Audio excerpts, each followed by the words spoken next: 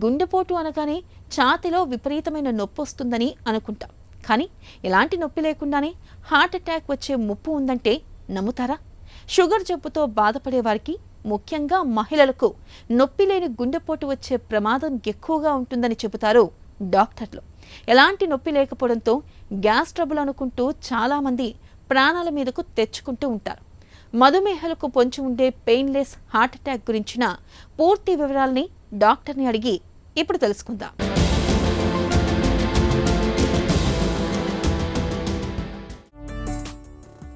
Sugar పేషెంట్లకు గుండె జబ్బుల ముప్పు ఎక్కువనే వాదన కరెక్టేనా?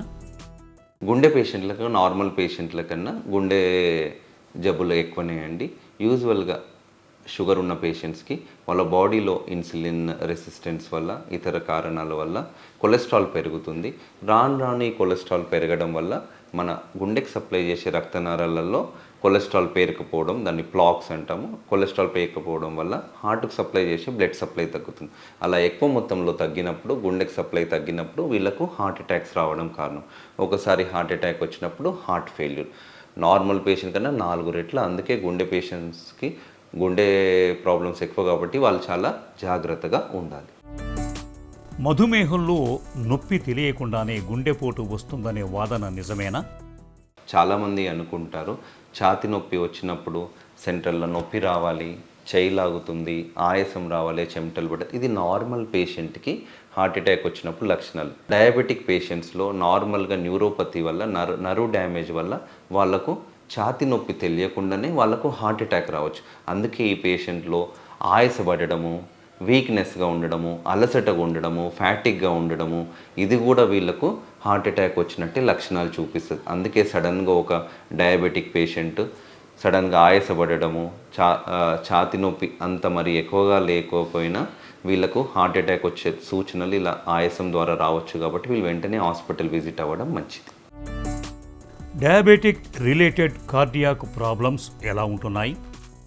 డయాబెటిక్ రిలేటెడ్ కార్డియాక్ ప్రాబ్లమ్స్ మనం చూసుకుంటే అథెరోస్క్లెరోసిస్ అంటే మన బాడీలో షుగర్ ఎక్కువ ఉండడం వల్ల కొలెస్ట్రాల్ బిల్డప్ అయి వయసు రీత్యా అది హార్ట్కి సప్లై చేసే రక్తనాళాల్లో బ్లాకేజ్ అవ్వడం వల్ల, అథెరోస్క్లెరోసిస్ వల్ల కొరోనరీ ఆర్టరీ డిజీజ్ అంటే ఇవి హార్ట్కి సప్లై చేసే రక్తనాళాల్లో బ్లాకేజ్, పూడికలు రావడం వల్ల హార్ట్ అటాక్స్. ఇది ఒక అథెరోస్క్లెరోసిస్.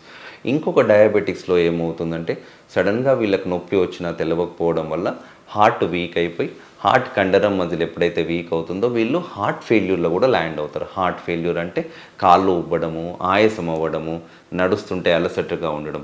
ఇంకొకటి ఏంటంటే డయాబెటిక్ కార్డియోమయోపతి అంటాం. హార్ట్ ఫంక్షన్ నార్మల్గా ఉన్నా కానీ వీళ్ళ దాంట్లో హార్ట్ కాంట్రాక్షన్, రిలాక్సేషన్లో ఇబ్బంది రావడం వల్ల వీళ్ళకు హార్ట్ ఫెయిల్యూర్ సిమ్టమ్స్ కూడా రావచ్చు. అప్పుడు heart failure with preserved ejection fractions అంటాం. సో వేరియస్ స్పెక్ట్రమ్స్ ఉంటుంది డయాబెటీస్లో, డిఫరెంట్ హార్ట్ ప్రాబ్లమ్స్. కానీ ఎవరి డయాబెటిక్ అయినా అందుకే రెగ్యులర్ హెల్త్ చెకప్ చేసుకోవడం మంచిది. షుగర్ పేషెంట్లు హార్ట్ విషయంలో తరచూ ఎలాంటి పరీక్షల్ని చేయించుకుంటూ ఉండాలి? షుగర్ పేషెంట్లు రెగ్యులర్గా హెల్త్ స్క్రీన్ అనేది చాలా ఇంపార్టెంట్ అండి. షుగర్ వాళ్ళు నార్మల్గా రెగ్యులర్గా షుగర్ చెక్ చేసుకోవడం, వాళ్ళు అట్లీస్ట్ మన యావరేజ్ షుగర్ HbA1c కూడా ఇది మన షుగర్ స్టేటస్ తెలుస్తుంది. ఎట్ ద సేమ్ టైం వాళ్ళు నార్మల్గా హార్ట్కి వచ్చినప్పుడు రెగ్యులర్గా వాళ్ళు ECG మానిటర్ చేసుకోవడం, ఎకో అంటే గుండె స్కాన్ తీస్తూ హార్ట్ ఫంక్షన్ ఎలా ఉంది, వాల్లో ఏమైనా ప్రాబ్లం ఉన్నాయా, ఇవన్నీ రెగ్యులర్గా చేసుకోవడం. దీంట్లో ఏమైనా ఇబ్బంది ఉంది, పేషెంట్కి కూడా నడుస్తుంటే నొప్పి, ఆయాసము, అలసట ఏదైనా ఉంది అని అంటే డయాబెటిక్ పేషెంట్స్లో మనం ఇంకా కొంచెం విజిలెంట్గా ఉండాలి. అంటే హార్ట్కు సప్లై చేసే రక్తనాళాలు కూడా ఏమైనా బ్లాకేజ్ ఉన్నాయని వీలైతే థ్రెడ్మిల్ టెస్ట్, వాళ్ళ ఏజ్ బట్టి, వాళ్ళ ఇంకా శరీరం దాన్ని బట్టి.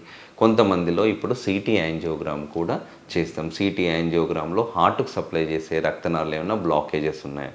కొంతమందిలో ఆల్రెడీ హార్ట్ ఫంక్షన్ వీక్ ఉంది, సడన్గా సివియర్గా నొప్పి, ఆయాసం ఉంది.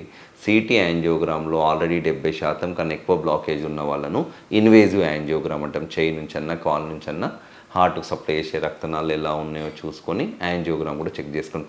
ఇవి కాకుండా డయాబెటిక్ పేషెంట్స్ వాళ్ళ యూరిన్లో ప్రోటీన్ వెళ్తుందా, CUE చెక్ చేసుకోవడం. At the same time kidney function test కూడా, క్రియాటిన్ చెక్ చేసుకోవాలి. కొంతమంది ఐస్ ఫండస్ ఎగ్జామినేషన్ కూడా చూసుకోవాలి. హార్ట్తో సహా అదర్ ఆర్గాన్స్ని కూడా ప్రొటెక్ట్ చేసుకోవడం చాలా మంచిది. గుండె ఆరోగ్యం విషయంలో షుగర్ పేషెంట్ల జీవన శైలి ఎలా ఉండాలి?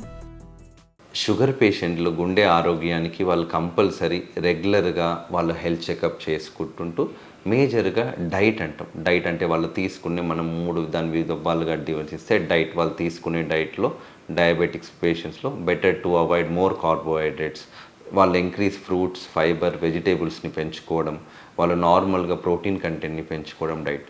మేజర్గా డైట్ తర్వాత ఇంకోటి వాళ్ళ life style modification. Regular exercise అనేది చాలా మంచిది.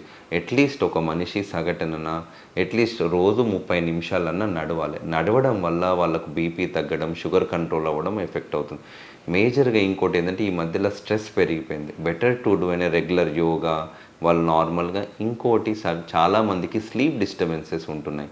కరెక్ట్గా మనం మంచిగా at least 7 to 8 hours sound sleep ఉంటే మన బాడీలో అట్లీస్ట్ మన రెగ్యులర్ వేరే ఏం ప్రాబ్లమ్స్ రాకుండా బీపీ, షుగర్ అవన్నీ కూడా కంట్రోల్గా ఉంటుంది.